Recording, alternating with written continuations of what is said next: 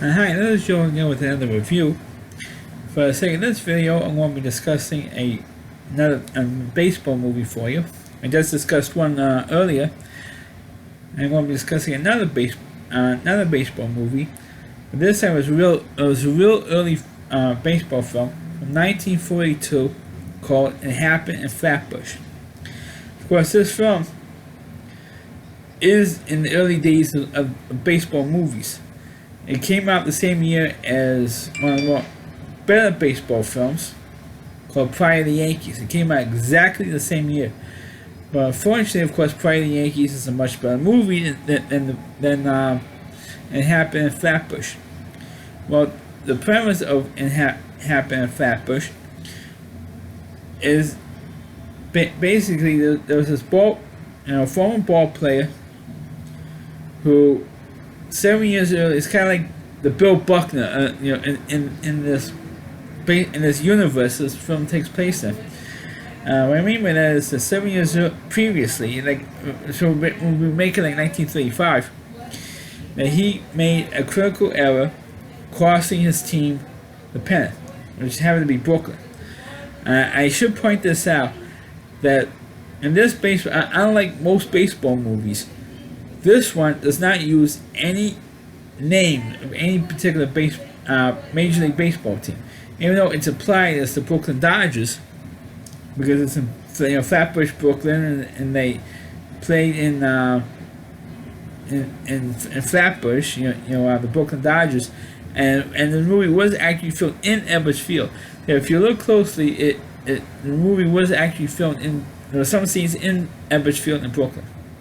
So for those of you who want to see what Ebbets Field actually looked like, you can check out It Happened in Flatbush. So what happened was that the owner, elderly lady, she wants to hire a new manager. And then within like 2 or 3 days into the new baseball season, she decides to fire the manager and wants to hire a new one. And she decides to hire this guy who played for the team 7 years ago, made an error, cost the team the pennant, like I just said, and wants to hire him.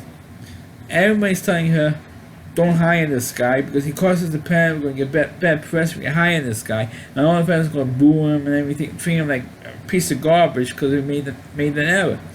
So she says, I don't care, the guy's been loyal to the team despite the error he made.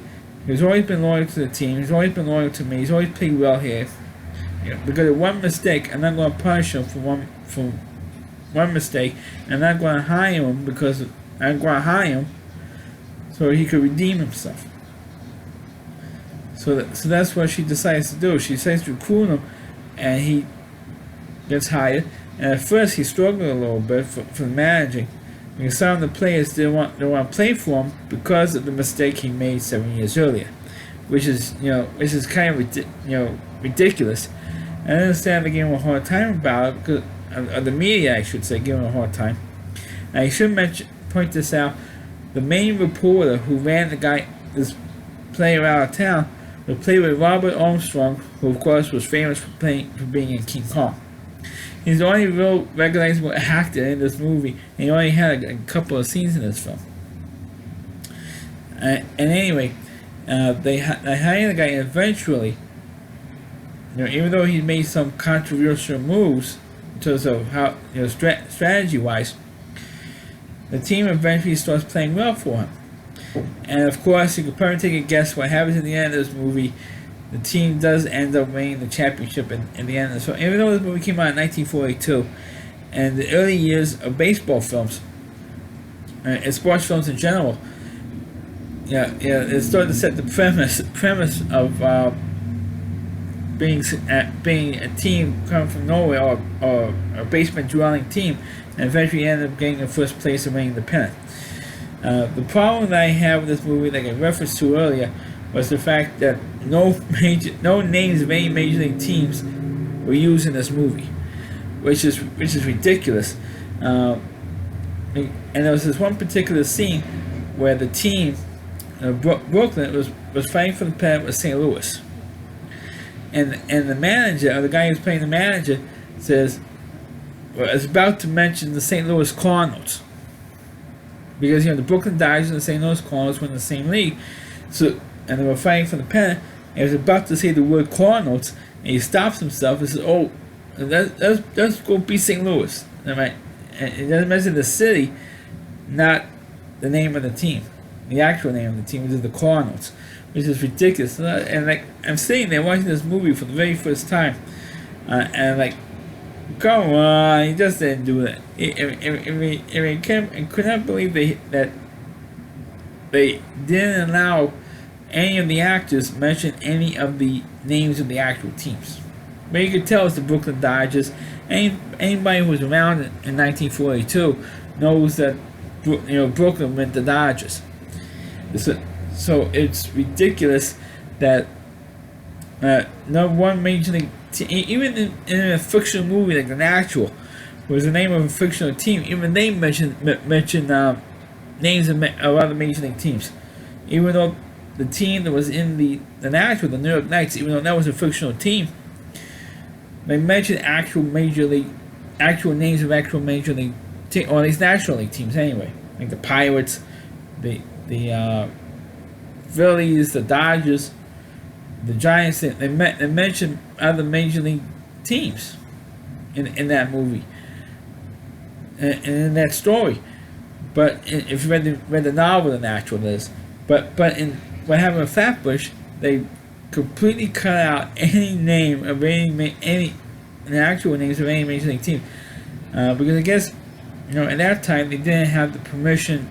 I guess Major League Baseball, the National League, has to sign off for the name actual major league teams, unless if it had to be a biopic that like with prior to the Yankees. The Yankees signed off on giving the production team of the movie permission to use the name Yankees, but or other major league teams that who was around in that time in 1942 when the movie came out. But when having a Flatbush, no movie, no. I mean, it was absolutely ridiculous, and also not only that, but the manager was also dating one of the owners of the ball club, because not too long after he gets hired, the owner passed away, and her relatives, her daughters, her nieces, were at that point were running the team, and there was one subplot when they were wanted to sell the team, and the manager was able to convince the daughter, or the owner's daughter, I should say, not to sell the team. And eventually the two of them ends up falling in love with each other. But I don't know, for some stupid reason, in sport movies you have to have a love story in there, and they threw that love story in there. I mean, it's such a cliche in sports movies. I guess maybe because that's about every sports movie they can remember since that. Always gotta have some kind of love story subplot, and they threw that in because in Happened in Flatbush is an extremely short movie. I have to point that out. But in terms of the film, I didn't think it was too bad. It was just that it was a lot of cliches in that movie, and it was really quite short for a baseball film, and quite shorter than any baseball movie I've seen.